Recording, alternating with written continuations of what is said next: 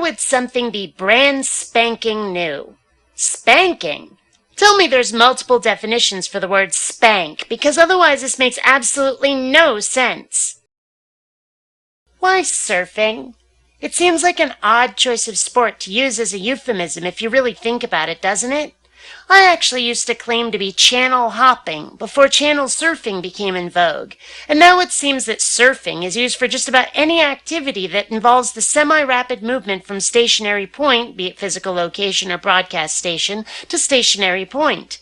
But when you really think about it, actual surfing is kind of a gliding movement, and those performing it are in relatively constant motion, whereas the activities it's usually used to describe tend to be going to a point, pausing for an unspecified and usually irregular period of time, then moving on to another point. Hardly an act similar to surfing when you really think about it.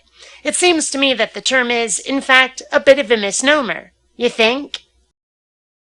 Only in the movies can someone walk into the office of a person in charge and say something like, "Sir, it's Wilkerson.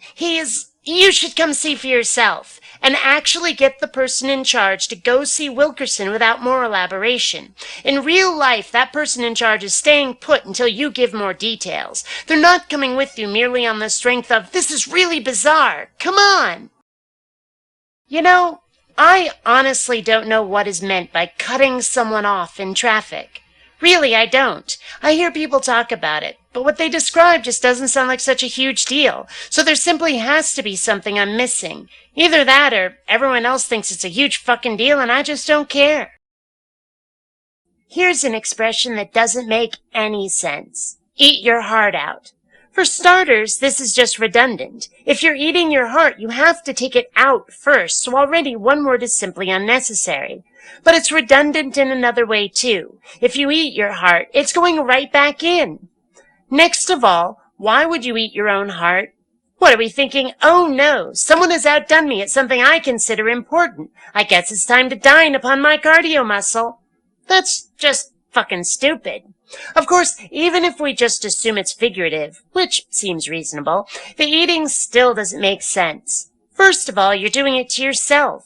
Wouldn't the person who outdid you be the one dining upon your organs? You, the victim of their triumph? And why eat? Wouldn't holding aloft victoriously make more sense? Since when did we become cannibals? And super selective cannibals at that. Hearts only. Maybe we'll dine upon pride occasionally, but that one's both clearly figurative and only ever swallowed, never actually chewed. Maybe pride is a drink, a red wine to go with the beefy heart. And where did this expression come from anyway? Who thought it up? Because that was one twisted son of a mother who first said it off the cuff in a conversation. How did their companions react to it? I'd raise an eyebrow and say something incredulous and confused like "Shadden Wawa?"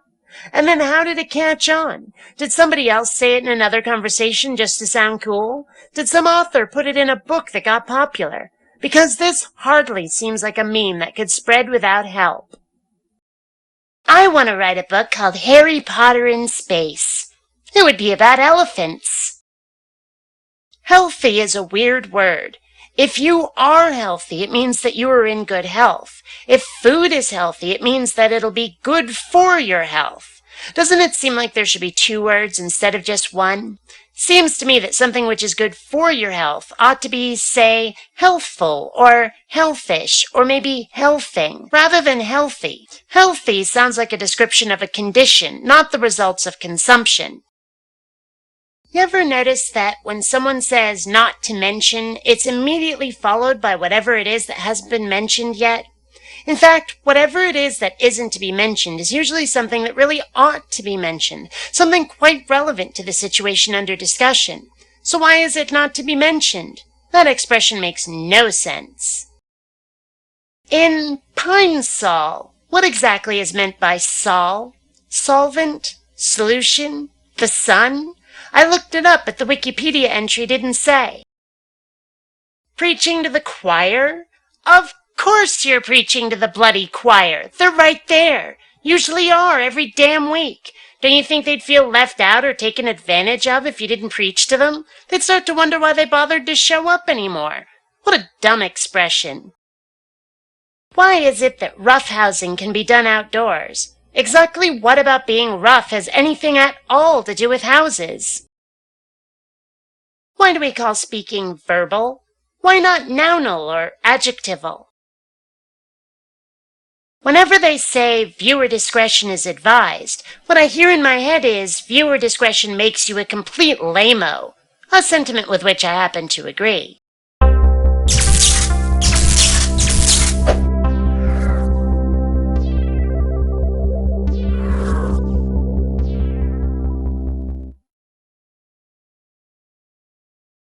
Please take the time to rate this video. And hey, if you dig what I do, subscribe. You might also enjoy my webcomic, The Adventures of Kinneara Baxter. You'll find a link in the info bar. Now rate this video, citizen, or we put you on the probulator.